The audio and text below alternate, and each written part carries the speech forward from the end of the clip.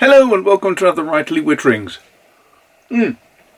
And today we're starting a short series all about different types of reservoir for fountain pens. So I'm going to be talking about button fillers and vacuum fillers and piston fillers and all the other different types. But today, because this is the first of the series, I thought I'd talk about a special type of pen. A nib holder that takes a nib. Because these are dip pens and they're lovely. I should just say, for those of you who are interested, you'll notice that I've gone through a rapid change of clothes between this and the video. The reason is, I recorded the video 2 days ago. This is the editing day, and I've suddenly discovered I've managed to wipe the introduction, so yeah, this shirt isn't the same as in the video. On with the show. And I have to just say, I've got a Rhodesian Ridgeback who has decided to lean against my back and push me forward every few seconds while I'm talking. Daft hound. Now, you may ask, what is the point of a dip pen? Well, I'm going to show you some of the reasons why I love dip pens, but one reason is this.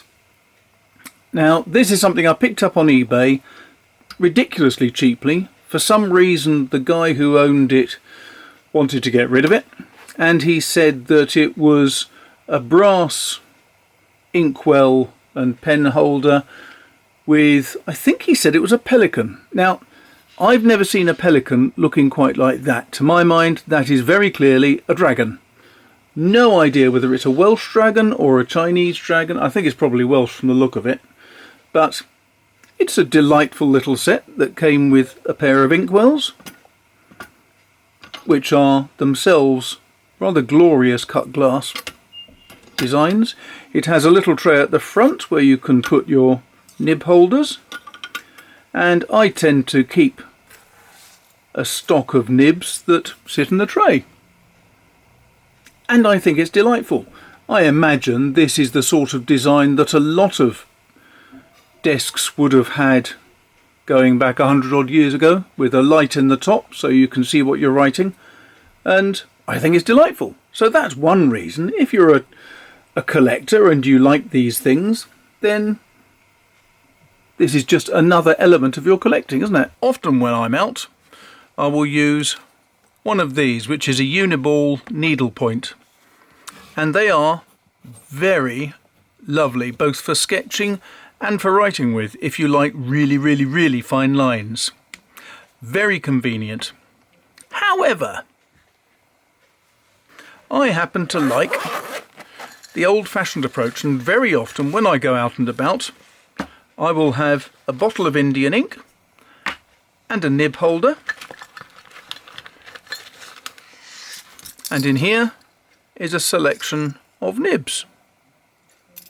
You can see here, just tip them into the lid because it's easier to manhandle them then. Here is one of the very small nibs for this, which just pokes straight into the hole there, and you can write with that immediately. And it is a very nice fine lined nib. But the ones that I really use the most are this kind of design. This is a Nikko pen made in Japan, which fits neatly into the nib holder there. And it's that style that I find gives some of the best line variation and basically the best sketching variation. Right, so why do I like these pens so much? It is because they are really quite superb for drawing.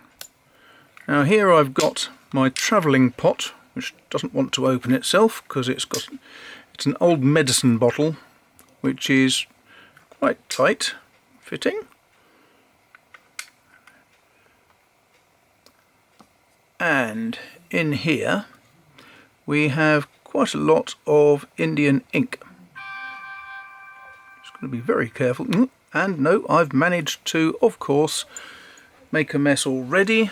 I've got it dipped in and hit the edge. Never mind, let's just get that up. Now, for writing, I find these quite difficult because they are quite scratchy. However, as you can see, you can get some astonishingly nice line variation, and I think it probably wouldn't take too much practice to get some very nice effects indeed. These are, after all, very popular for people who want to produce the very best forms of writing. But it's not just for writing that these things are so good, because you can get fabulous effects when you're using them for sketching. So for example, if you're just doing simple sketches, if you're out and about, then one of these can give really superb effects on the paper, because they are really good at things like very fine shading, and they can give really good impressions of any sort of aspect of life you're trying to draw. Which is why, of course, some of the old artists in the Strand magazine and so on, if you look at the old drawings done for the stories of Conan Doyle and other people, they were using these types of pen, and they got fantastic effects. Because not only are they good for very fine lines and very fine hatching, they're also very good at producing nice thick lines. The flexibility of these nibs is really astonishing. Okay, a brief digression. I like this because it was my old man's. He went by several different names. He was named Roy George Jex, but all of his friends knew him as Peter, because in his day, he was born in 1920, everybody had a nickname in those days. Why Peter? I don't know. I think it was because he just didn't like the name Roy George. He preferred Peter. So we knew him, of course, as Father, or Dad, more to the point, or more commonly, Funny Little Fat Man, because it suited him. Until the old days, of course, when he became Tom. Tom? Why Tom? Because it stood for The Old Man. That's now, a baton, sadly, that was passed on to my brother Alan, who died last year. So now it's passed on to my brother Clive, who is now Tom. And he had this, I assume, when he was at school. In those days they had desks with a little inkwell, a porcelain inkwell, and one of the jobs of the duty boy that morning was to go round and fill the inkwells for the teacher. And then they would all have their own little pen holder and they'd dip them. And many years ago, 30 or 40 years ago in fact, early 80s, I acquired this. I stole it from him. And I also acquired a tin, a 4-square metal tin. It was called 4-square because it was a 4-square tobacco tin. 4-square were manufacturers of fine pipe tobaccos. And in it, it had a square. So it was a circular tin with a square of separators, metal dividers inside. So you had 4 quarters. And in each of those quarters there were different types of nib, which I believe the old man had pinched from the Legal and General Assurance Company. Could have been the War Office, I don't know, could be either. And he had nicked all these nibs because obviously they were going to be enormously useful to him, he thought, later on in life. And then he got, in the 1950s, one of these, a Schaefer snorkel, So he nicked all these nibs and it did him no good. So I nicked them from him. And what happened? I never used them, so I threw them away. What a fool. And you can get some truly wonderful effects, can't you? See?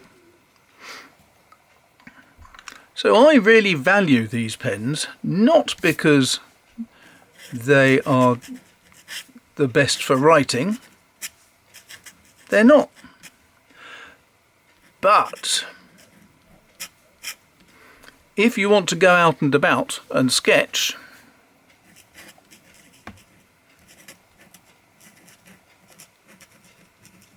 sketching, they are superb. And what is nice, I think, is that when you look at old manuscripts,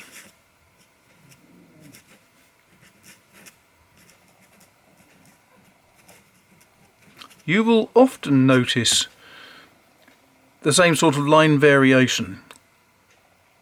I don't know if that's a function of the design of the nib or what, but certainly with these